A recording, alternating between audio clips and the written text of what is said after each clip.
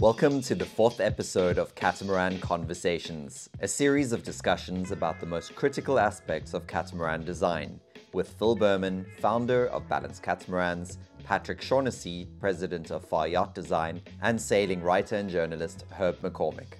This episode focuses on the use of daggerboards on performance voyaging catamarans. We recommend you start watching our series from the beginning as the conversation builds.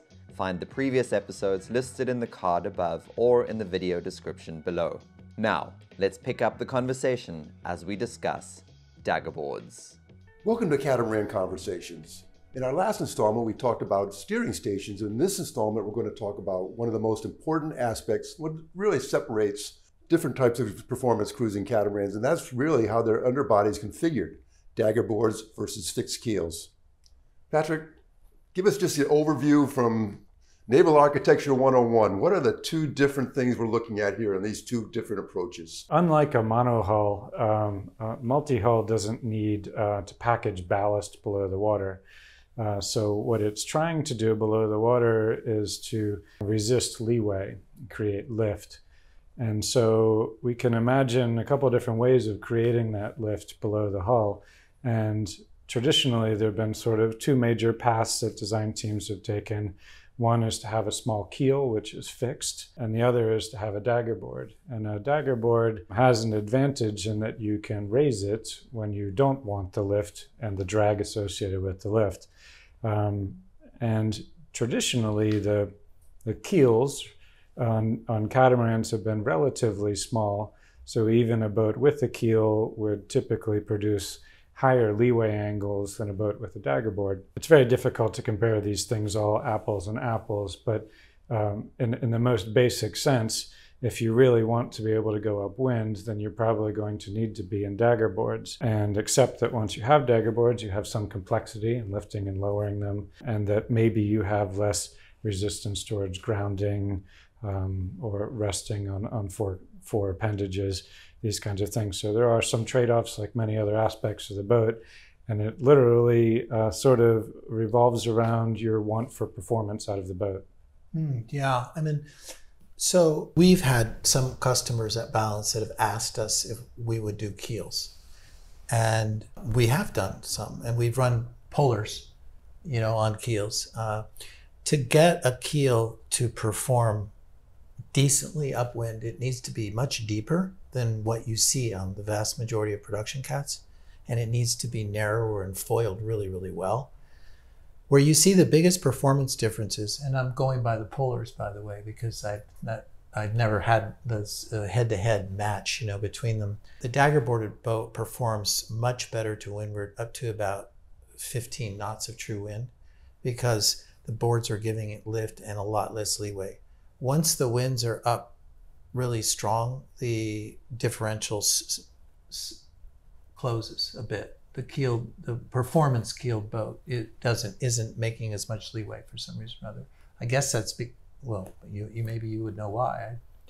Well, I think it's a little bit cloudier than that probably, but it's also very dependent on a dynamic sea state that comes with the wind, probably, that both craft are becoming a little bit unstable, and so in a lifting sense, and so there's less advantages. I think probably in flat water, straight line across a wind speed range, a daggerboarded boat is probably going to produce more lift and less leeway than a keeled boat. And almost every sailor can sort of relate to these basic scenarios, because we've all had the opportunity to see a shallow draft and a deep draft version of some boat, and you know that the deeper draft, more racing-oriented solution performs better, but that we have some compromises that come with deep draft traditionally. So when we go cruising, we favor shallower draft solutions. And those are the same kind of trade-offs that the multi-hulls are working around. I think it was 2 years ago, Herb, in that Caribbean multi-hull challenge, I was jumping around different boats, and I got on a Balance 442, and when you come around and you turn to go up to Simpson Bay, you go from kind of being on a reach to a beat. And we were kind of side by side with a similar length cat, and the performances were relatively similar. Once we rounded the corner and we put those daggerboards down, oh my God, it was just You know what I'm saying? It just became this crazy separation.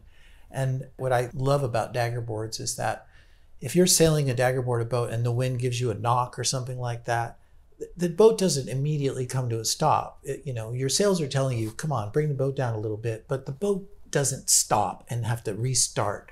With a keeled boat, if you try and sail it close to the wind, you get up and you get a knock, and it crabs and it starts to go sideways. And so what ends up happening is people that have keeled cats effectively close reach to windward, in my experience. But I would say that's not true of the super performance boards that we're doing or that we've done for the 526s, but it's a big difference, right? Like, it's a big difference. I mean, I would say the typical production keeled cat to windward is probably sailing at 55 to 60 degrees to the true wind without like having atrocious leeway. Whereas the daggerboard cat's getting into the 45 degree to the true wind range. We get people that are very concerned about, well, what happens if a daggerboard breaks? Our boards basically are designed so that if you're sailing along below 8 knots, you'll stop. It's hard to imagine that would really happen. We haven't had that happen, where you'd come to a dead stop at 8 knots, but there's a crash box behind it. So the board is, designed to shear away. I tell people when they're sailing in really shallow waters and they're, concerned, to raise the daggerboard to the level of the rudder, right? And just make that the first thing you hit. And so a board could break, but if a board breaks, you're going to have, generally you won't break both. You'd have another board, and a single daggerboarded boat sails to weather better than a dual keel boat, right? Like, it's not like you're disabled really from sailing and, until you can get your board repaired. I haven't had many customers break boards over the years and I sold, as you know, daggerboard cats since 2000. Very few of my customers broke boards, but it does happen. The other thing that people worry about is sailing along with their daggerboard all the way up and hitting their saildrive leg or possibly their rudders, right? Once again, I think for the person that's worried about that, put your saildrive or put your daggerboard down to the level of your saildrive, right? It's interesting though, Pat, and hopefully you won't break a daggerboard or a rudder when you're on your boat, but there's a side of me that thinks that at very low speeds, it's better to hit the rudder than the board, because usually when the boat stops, if a rudder hits, the shaft bends a little bit, it goes up against the back corner of the boat, and then all you have to do is get your boat out into deeper water, drop your shaft, take it into a machine shop, heat it up, straighten the shaft, and put your rudder back on, which is a lot less expensive than replacing a whole daggerboard. Yeah, I guess I'd address a couple points there. I think inherently one of the advantages you have in a catamaran is that you have duplication of many things. Yeah. And so you have goodness, and that you could sail a one daggerboarded boat and still produce better lift than you would with a keeled boat. And if you damage an engine or a rudder, you also have duplication of all these systems. So from a cruising standpoint, a voyaging cruising standpoint, I think duplication is really one of the great things about a catamaran. The other thing I would address is that the way Anton's designed these particular daggerboards, he has tapered tips on them, and that makes the plan form of the boards more efficient than a square shape.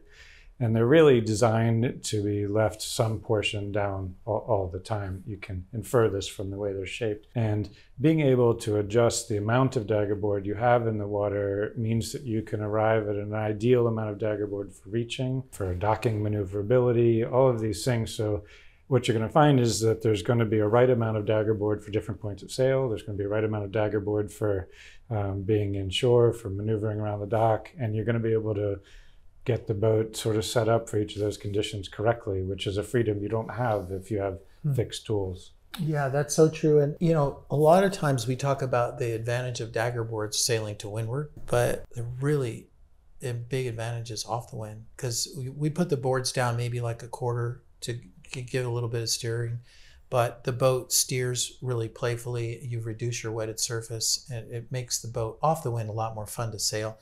Big fixed keels, it's a little bit like driving on a train tracks. You're steering, you're being fought whereas the Daggerboards are smaller and they don't do that. One thing that a lot of people don't know is that, and you probably know this, is that if you're out sailing in a Daggerboard or Cat and you're going to windward and you see like huge winds coming and you don't think you have time to reef your boat, if you raise your lure Daggerboard all the way, that's almost the equivalent of taking in the first reef of the mainsail. It's a fast way to reef your boat. Wow, I had no idea. That's something brand There's new to a me. hell of a lot of load that's on a board. Yeah, it makes sense. Well, you think about it, like if you raise both the boards on the boat, it's just gonna go sideways. Yeah. If you had both boards up, but if you're sailing to windward and you raise that leeward board, it's really reduces the load on the boat and the rig. Yeah. So this is segueing into a question I wanted to ask. You guys have kind of addressed it already, but so obviously you're using your Daggerboard trim in various ways of deployed up or down. A percentage of the board is up or down. Is there a hard rule of thumb, like on a beam reach your board should be here, or is this all a trial and error thing once you go sailing? Well, I think it's people learn, I guess, as they go along. I mean, sailing to windward in sort of light to medium airs, I put the boards all the way down. As the wind picks up, they don't necessarily have to be all the way down, maybe 3/4 or something. Some people like to put just the leeward board down 3/4 and the windward at 1/2. I think it's, you really need to measure your leeway, right? I did an experiment years ago when we did the dolphin catamarans. We had a dolphin rally. We had 6 dolphins and we sailed from we sailed from Carriacou up to Beckway against the wind. And so I was on the phone with our owners and I said, would you raise your board halfway? Raise your boards halfway. And like you could just see the difference. It was really amazing how much leeway the boards were making at half load. And so I think to windward, I think if it's really windy, you really don't need them down, but 3/4. Yeah, I think the VPP would probably tell you that you want the Daggerboards, 1 or 2 of them down all the time upwind, and that at some angle of reaching, which would vary across wind speed, that you'd be in a 50% Daggerboard solution, and then off the wind that you'd be at a minimal solution all the time. And the VPP is good. This is one of the things that a VPP tool is good at is showing you when the boat is lift starved. Traditionally, when we've tested Daggerboards across smaller increments, we've found that there were these very steep changes across, 75, 50, 25, in small increments, such that you could simplify it down to 100% 50, done. So I think it's really just about understanding where you'd like to have the partial board, and the penalties for having too much board are usually, less. That's a good point. Yeah, we give people general guidelines, that they can follow. And Daggerboards are just not very complicated to use, though. Like people think that they're a big, it's something I don't want to deal with, but hey. Yeah, I think it's a strange sort of mental thing to cross, because it's one system that balances the other system, right? And you're willing to raise and lower these things all the time, and all of a sudden you're not willing to raise or lower these things, which seems kind of a weird balance of choices. But I can just say personally, I don't want to be in a scenario where I'm trying to get off a lee shore or climb around the top of an island where I have to tack through ridiculous angles to do that, and where it becomes a safety issue. So I think you want to be able to sail, and get through situations that could be otherwise unsafe. And to me, that's a boat that just operates correctly. So it's sort of, it's not really a decision for us. It's just sensible. Interesting, huh? Okay. I think one thing from my own personal, once again, going back to boat shows, when you see people get on catamarans and they're trying to decide if the catamaran's right for them, they don't really know much about them. And if they ask me my opinion on various boats, it's very simple. If it has a Daggerboard, you've got a performance catamaran. If it does not have a Daggerboard, you do not have a performance catamaran. I think it's a very hard line to me. If you want to have a boat that performs a catamaran, you've got to have Daggerboards. So segueing into that, Patrick, what are the different approaches to actual catamaran shapes? What are the choices a designer makes? Yeah, it's strange that in other places in yacht design, there seem to be a lot more choices for appendages. And in multi-hulls, there seem to be less for some reason. But when you can have a keel, you could have a daggerboard, you could have something in between which blends a keel with a daggerboard passing through it. Once you're in daggerboards, you could have straight daggerboards, curved daggerboards, L-shaped, T-shaped. You can go down a lot of paths. The one thing that doesn't seem to be present for whatever reason is a pivoting style centerboard. But other than that, you have just about any choice you like. I mean, the one thing that like we don't do at Balance are big curved boards, and they do perform better, but they're complicated when you want to lift the boat and block the boat. They're complicated. They're they're obviously costly to build, but certainly if you break one, can you imagine the size of the shipping box to send it, around the world? And I heard of one fellow that had one and he broke it going up Chesapeake Bay and it cost him $100,000 to place this big curved daggerboard. And I said, whoa, that is a hit. It's probably the shipping cost of that big box. And to be clear, what's happening is any appendage is there to create lift. And we think about lift in the sailing sense as allowing us to climb to windward. But the lift, also there can be components of lift that are picking the boat up and reducing the boat's drag. And so when we watch something like the America's Cup and we see foiling boats, they're picking their whole boat up out of the water, reducing all their wetted surface. And every daggerboard is doing some amount of that. It has some lift component this way and some lift component this way. And when you have a curved daggerboard, you're presenting more of the daggerboard in an orientation with the water that it's producing a vertical force component. So you're increasing the performance of the boat because you're reducing its displacement. And you can choose how much of that you want to do. You could pursue L-shaped foils or T-shaped foils. Each of those choices with some amount of downside, complexity, shipping, cost. All of these things. And so you can sort of go down this path. And it's really about the choices and compromises you want to make with the boat. Patrick, we're on the verge of the next America's Cup with these foiling catamarans, and just for people who are just getting into this aspect of the sport, what's the differentiation between a true foiling lifting appendage and a daggerboard? Yeah, so I guess if people think of a monohull in a very simplistic sense, a monohull heels over, and so the appendage has at some angle to the water plane, and so you can imagine it's always trying to lift the boat up some. So everybody's appendage is lifting the boat up some. When you have a catamaran and the boat sails flat, if the daggerboards were vertical, they wouldn't be producing any vertical force component. And so you would require the boat to heel to create that. The daggerboards on these boats have some incline, usually because they're being tucked up against the hull side to try to increase the interior volume, so that the opening at the deck is moved outboard, and so you have a little bit of angle, and so there is some vertical force components. You are producing lift. Foiling, most people imagine as flying completely free and clear of the water, but foiling, it actually is in degrees like anything else is. So you can imagine that if you have some vertical force component on your daggerboard appendage, that you're foiling some amount. Foiling is just a word. And so you're really reducing the displacement of the boat and reducing your drag. And on the extension of that theory all the way off in space, you could be fully airborne and flying like that. And as a yacht designer, it's pretty frustrating to deal with those sort of things, because average mom and pops can get excited and come to you and ask about foiling craft when you know that that's not suitable for them at all. And so as a user of a passage-making cruising boat, foiling isn't appropriate for me. But reducing the drag of my boat a little bit and going a little bit faster is interesting to me.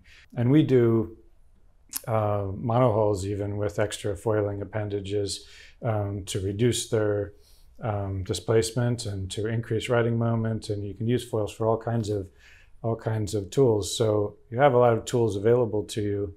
And the one thing I think is worth also saying is that performance can mean many things. Most people associate performance with velocity, but when you have a slight incline in your Daggerboard and you're producing some vertical force component out of it, you might be increasing the performance, the velocity of your boat, but you might also be providing some dynamic damping of the motions that the boat's going through that produce a sea kindliness that is also performance. Because if you allow yourself to push a little bit harder because the boat is sea kindly, you're achieving performance, but not in the traditional velocity sense, just how much of the boat you're using. So I think everybody should feel like they're foiling a little bit, and they shouldn't be so eager to go all the way to the end of the spectrum. Yeah, there's a lot available to you in the marketplace and the media at the moment, for sure. That's a great answer. Thank you. Phil, I wanted to ask you now moving into a sort of nuts and bolts perspective as a builder. What do you have to take into consideration? There's a lot of forces, obviously, in a Daggerboard truck. As a builder, how do you reinforce that? How do you make that strong and with all the other things that you have to worry about putting together a boat? Well, I keep my mouth shut because I let Anton do those things, because he has the engineers and the teams that are measuring those forces and those stresses and those designs. So he obviously provides our teams with, where the carbon fiber stringers are, and the thing with the boards, of course, is that they're point loading at the deck and at the keel, right? And so by doing that, we don't have to have carbon fiber trunks. The trunks are really just there for the boards to go up and down and to keep water from coming into the boat. But all that engineering is done at Toy Yacht Design, and I trust in Anton. So when we first did the 526, we kept the boards captive, that they didn't come above the deck. And when we did those boards, the Daggerboard trunk was solid carbon fiber, because the board, when it was in the down position, was point loading against the trunk, okay? When the boards protrude above the deck and they don't go fully down, you are point loading on. So the design of the boards and the trunk are very different between a captive and a protruding board. Yeah, the Daggerboard is basically a simple beam, right? It's supported in 2 points and it has a load somewhere else. And so you have these 2 points you're choosing as your bearing locations, and you can choose to structurally support the Daggerboard. One point is going to be for sure where it's exiting the hull or keel or wherever the lower point, and then you can choose where the upper support is going to be. And in this case, they've chosen to support it at the deck as the upper bearing location. And the good thing about that is you don't have to have this massively strong case if you assume that there isn't a mid-lifted scenario that's overly loaded. The other downside of it is that you end up with a longer board, and that board, when it's up, has some windage associated with it. But usually the simplicity of supporting at the hull and deck edge is basically outweighs a lot of those other things. Yeah, we also learned something. When we showed our first 526s in Europe, everybody walked past our boat because they didn't think it was a Daggerboarded boat. Like the French would scoff at the boat. There's no Daggerboards.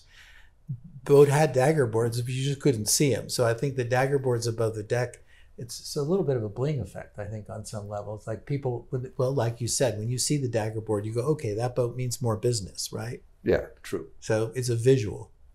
Yeah. So what about, I know you guys have done the vestigial keels with dual Daggerboards. Describe what that is and how that works.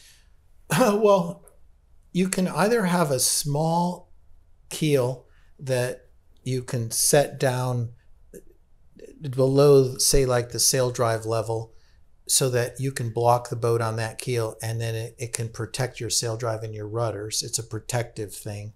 And the board can either go along the side of it, or as Patrick mentioned earlier, you can design the keel for the board to go right through the middle of that keel.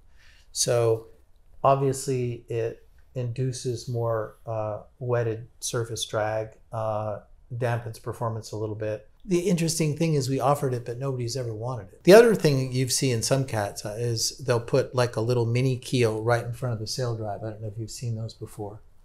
And I think that's another, for people that are so worried. But again, in a previous conversation, we talked about that, hitting a saildrive and getting water in one engine room is not like, it's not a catastrophic event. Well, thanks, guys. I think we've covered the Daggerboard situation, and that wraps up this installment. And in our next installment, we're going to go into velocity prediction programs, or polars.